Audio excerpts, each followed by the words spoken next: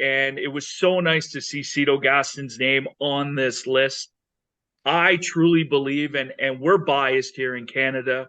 We were a big part of it. We followed this team. People forget they were American League East titles in 89, 91. They fell short. They were getting that label, can they win the big one? Because they did have powerhouse squads. But then to win back to back World Series titles in 92 and 93, we just recently talked about the anniversary of Joe Carter's home run. 30 years have passed since that World Series championship. Cito took a talented squad, and we've talked about this in hockey too, where they were, I don't know, missing an ingredient, missing something. He was a player's manager. People loved him. He was such a successful hitting coach as well. People tend to forget that before he became manager. They had Jimmy Williams. Jimmy Williams just was not working out, who took over from Bobby Cox. They brought in Cito. They were 12 and 24 when he started, and they were able to capture the division title. You know, they had multiple years of success, but they had to manage a group of egos. There were a lot of big personalities, a lot of egos on those Jays teams in both seasons.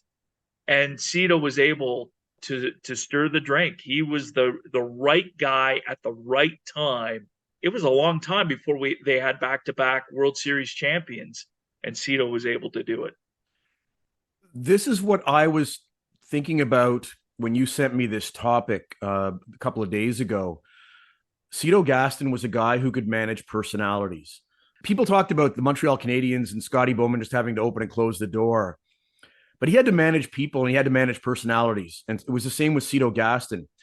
Jimmy Williams couldn't do it, or Jimmy as I call him because he only had one M in his name, but he couldn't do it. And as you said, he was 12 and 24 when he was let go. Cito came in, calmed everybody down. And I think the fact too, that Cito was a very, very good major league ball player as well. Players could relate to him. He was an excellent hitting coach, as you said. He could turn anybody into a hitter, but he was a very, very good player when he played back in his time. And so I think there was a relatability that Cito Gaston had that his predecessors did not. He was at the helm for a while. I think he missed 33 games in the 91 season because of herniated disc issues. Gene Tennis took over for him. Gene Tennis was his bench coach. And another guy who was a very, very relatable player, a relatable coach as well. You know, Cito is a guy that doesn't get enough credit for what he did with a team, as you said, full of personalities and full of egos. The one thing with Cito, you mentioned his playing career, had an 11-year playing career with the Braves, Padres, and Pirates. He managed 12 seasons in Toronto. You know, he won the division titles and then winning the back-to-back World Series championship. Surprising he never got manager of the year, especially with those teams. But again, manager of the year and coach of the year in the National Hockey League, it usually happens if you take a team that surprises everybody and then vaults it. Very rarely do the great managers and coaches get the manager and coach of the year with great teams. John Cooper with Tampa Bay never won a coach of the year yet.